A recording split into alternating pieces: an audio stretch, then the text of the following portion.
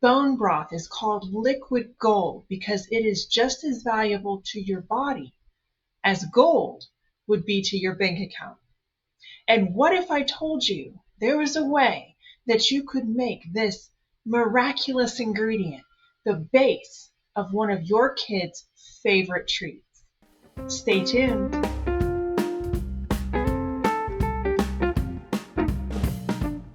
Hi, Christy here from Mom's Fine Truth.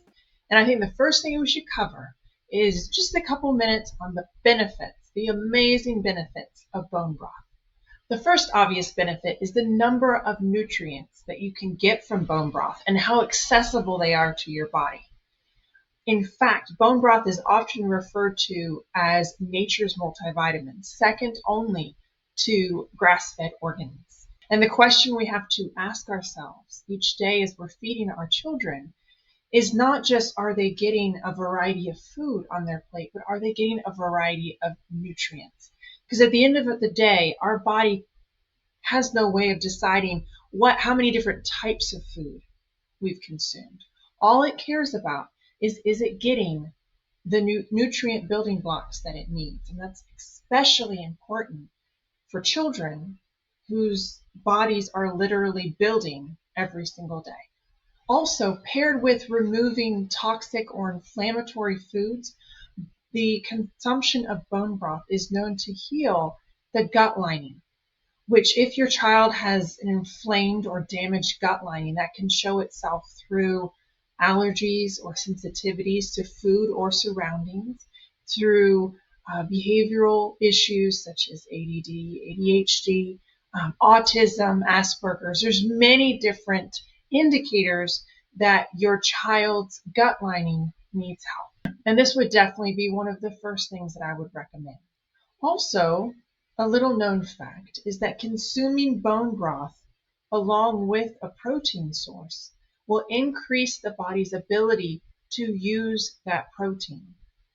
Basically increase the benefit of the protein consumption, which obviously protein is incredibly important for everyone. And again, especially children. And then finally, bone broth is a natural electrolyte. So instead of sugary processed electrolyte drinks that we tend to get at the store, consuming bone broth regularly in anyone's diet will help them keep their electrolytes balanced. Again, especially with children, with how active they are. And if maybe they're participating in sports or they're living in a warm climate, the more they work, the more they sweat, the more they need to make sure they're getting good electrolytes. I feel like I keep saying, especially with children, but it's true. When good nutrition, good healing is so important for everyone, but we have to understand any damage that's done, any nutrients that children are deficient in, this is affecting their growth. And if they do not have the healing or the nutrients needed in order for their body to effectively grow, that's going to be a lifelong change. Because once growth is done, it's done. And so that damage will be very difficult, if not impossible, to undo, which is why we need to be intentional now. So when I'm giving suggestions on how to get more bone broth into a child's diet, the easiest thing to do is to use it in savory dishes. If your child likes to consume soup, that's obviously the easiest way. The liquid base of any soup that you make can be at least partially bone broth. And then there's things that you can cook in it that will help soak up the nutrients, even if your child's not a huge fan of soup, such as if you boil vegetables, instead of boiling them in water, you can boil them in bone broth. And my favorite thing is to make rice with the water being replaced by bone broth. So literally, if you think about it, you put a large amount of water in the pot, and then you add the rice. And you literally cook it until the rice has absorbed the liquid. So it will be absorbing all the bone broth, and then your children will be eating it. So I'm sure I've demonstrated that adding it to savory dishes is not especially hard. And we can leave it at that, and that's fine. But there were certain meals, especially breakfast, where I did find it hard to work in a savory dish that included bone broth. And at the end of the day, it's not like they need it with every meal, but I wanted to find a way to introduce it to the sweet end of the spectrum, just to give me more flexibility on how to use it during the day. And as you might imagine, hiding bone broth in a sweet dish is a little bit trickier than savory. And I did find that for the most part, your basic fruit flavor was not going to mask the bone broth taste. And again, it's not that the bone broth taste is bad, it's just that it doesn't necessarily match the sweet. But then after quite a bit of experimentation, I discovered that chocolate does cover the taste quite well. And who doesn't want to eat some chocolate with breakfast? All right, so I'm going to turn it over to Krista in the kitchen and show you how I get this done. All right, so to start off, I want to show you how to make bone broth. I prefer using bones they're called marrow bones. They have marrow on the inside, and that is added benefit. But any well-sourced bones can be cooked long enough and you can get some good nutrients out of them.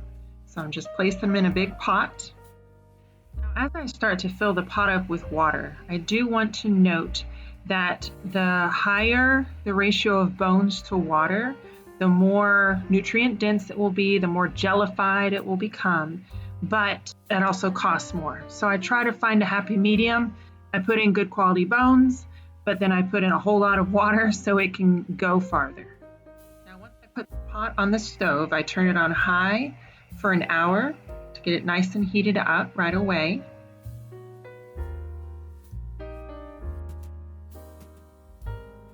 And once that timer goes off, I turn the burner down to a low, usually 2 or 3, so that it can continue to simmer and will not get burned on the bottom. 24 hours of simmering, I will pull the broth off the stove, and then it is time to pull out the bones. If they have any sort of marrow or cartilage or gristle on them, you want to shake them or scrape them with a fork to get all that off, and then place them on a plate and continue doing that until all the bones are out of the pot. A plate full of bones and a pot full of yumminess that if you were just having the broth by itself, you could blend in, but we are going to be blending it as part of the gummy. Now that we have the broth, we're just going to start making the gummy recipe, which I tend to store on the inside of my cabinet to make it easy. So we set our big pot of broth on the counter and a blender. We'll get out the ingredients and start making a bunch of batches. The first ingredient that we're going to add is 2 cups of heavy cream or milk or a combination. Just for the health research that I've done, I tend to stick to a version of coconut milk and heavy whipping cream. Sometimes I'll do one, sometimes do the other, sometimes do both. Sometimes I'll do canned coconut milk, but I found this is the healthiest for my family, so I will just fill it to the 2-cup mark as my first ingredient. Now that we have milk or cream up to the 2-cup measure, the next thing is to add a scoop of spread, which has a variety of options. I usually add either a scoop of almond butter, or I also make a chocolate butter spread. I can put out the recipe for later if you're interested in it. This is probably my favorite health-wise and favorite flavor-wise for the gummies. Since it's chocolate gummies already, it just adds to that. But if you have another spread that your family's a fan of, there's lots of options here. The first sweetener that I add is pure stevia powder. If you've never used it before, it's very strong. A little goes a long way. I will put a link for this brand below. And I add 3 scoops. And the scoop I use is 1/4 teaspoon, so it's actually 3/4 of a teaspoon. Now this next sweetener that I'm adding is where you get into the home experimentation realm. This is a sweetener that I have come up with that is a combination of pure stevia and erythritol. So 1/2 teaspoon of pure stevia to 1 cup of erythritol, and I put in 6 scoops, and my scoop is 1/2 tablespoon, so 3 tablespoons into the gummy mixture. Next Is a spoonful of fat. I usually use coconut oil or butter. You can try something like tallow or lard, but it would probably change the taste a bit. And this is just to add some bulk to it, and it actually, when the gummies harden or solidify, it adds a nice icing layer almost on top. Next ingredient is cocoa powder or cacao powder, which for normal recipes I use what I store in a jar, but for big recipes I might order it in bulk, and so I just go right to the bulk bag in the big pantry. And cacao is cocoa but less processed, so that's why we use that. And I will scoop in half a cup of cocoa powder or cacao powder per recipe. Next step is to add gelatin, which is what will solidify the gummies once they're cooled off. And I add, this brand is grass-fed. I will link it below along with all the other ingredients. I add 7 tablespoons to the gummy mixture. And then after I've added that, I will fill the mixer up to the 8-cup mark with broth. So it's not really important to know where you're at this point as far as measurement, just fill it up to the 8-cup mark. Really just start ladling the broth into the mixer, chunks and all. Again, we're going to be blending it up before we're done. And I just make sure it gets up to the 8-cup mark. And now this is a full recipe of gummies, but we're going to be splitting it in half. So this is actually 2 weeks worth of gummies. Time to blend it up now, and I want to stress the importance of making this recipe when the bone broth is still very warm, so that the gelatin will dissolve into it and will not create little clumps throughout.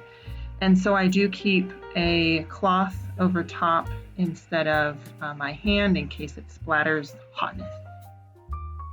So 1 batch of gummies is actually enough for 2 weeks.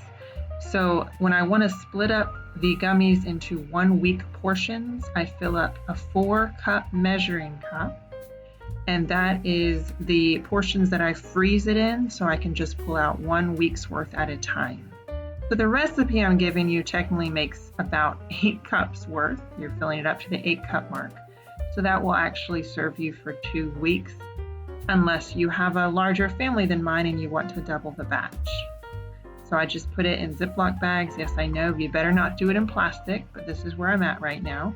And then I find a place on the counter where I can start building up the bags as I make them.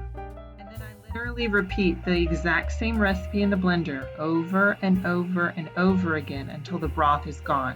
This last batch made 16 Ziploc bags full. That means that although this might seem like a big project, it's gonna last me for 4 months. 4 months of feeding my kids liquid gold, all done within, I would say, an hour outside of cook time.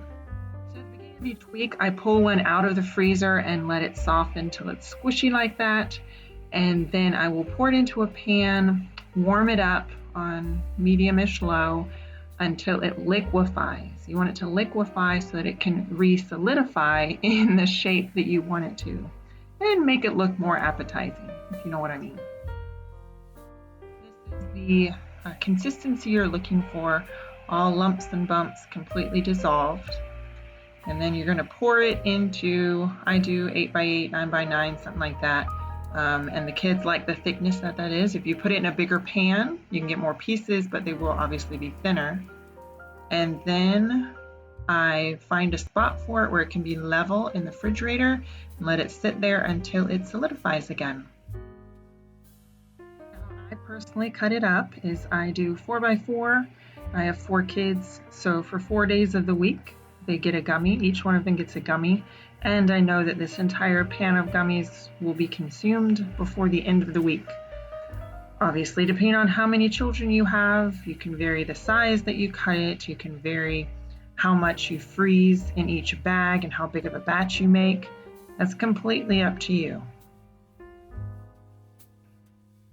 And then I just watch them enjoy it. So, what'd you think? Looks pretty good, doesn't it? Well, obviously, adding bone broth to your kid's diet is a huge step, but it's barely scratching the surface of a truly healthy diet. There's so much more involved, and we know that. But if you like what I did to gummies, you will love what I could do for the rest of your kid's diet, and how I can help you learn how to make it broken down into manageable steps that fit into the day-to-day life of a busy mom.